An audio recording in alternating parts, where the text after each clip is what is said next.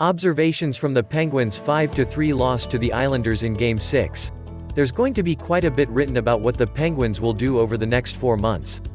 This little corner of the internet won't delve into that too much. For the time being, let's just focus on what went wrong over the course of 6 games in mid-spring. Well, a lot went wrong. And it really didn't seem like it should have. Sure, the Penguins have failed to win a postseason series for the 3rd consecutive year. But this loss feels different. In 2019, the Penguins just looked way too disjointed down the final stretch of the regular season and were swept by the New York Islanders in the first round.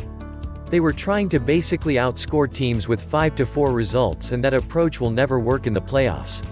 As for 2020, in their qualifying round loss to the Montreal Canadiens, things were so disjointed given the pandemic, it was hard to really draw any connections between the regular season and the postseason due to the 4+ month gap between games.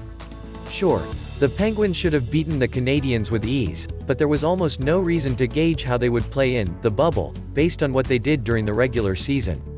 It was just 2 random teams showing up and playing hockey with the lesser team happening to win. It's baffling. With apologies to backup goaltender Casey DeSmith and forward Evgeni Malkin's creaky right knee, the Penguins entered this postseason mostly healthy and deep. From the top tiers of their lineup to the reserves who didn't dress, this was a very deep roster. And they were playing very well down the final portions of the regular season. To borrow an idiom made famous by former coach Dan Bylsma, the Penguins routinely were able to get to their game and systematically carve out wins en route to a division championship. Yet, with the benefit of all those factors, they could only muster 2 wins against an admittedly stiff opponent. Why? How? There are a variety of reasons. First, the goaltending.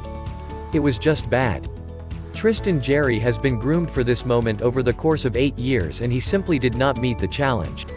The Penguins needed him to be the franchise goaltender they hoped he could become when he was drafted in 2013, and he never provided that for them.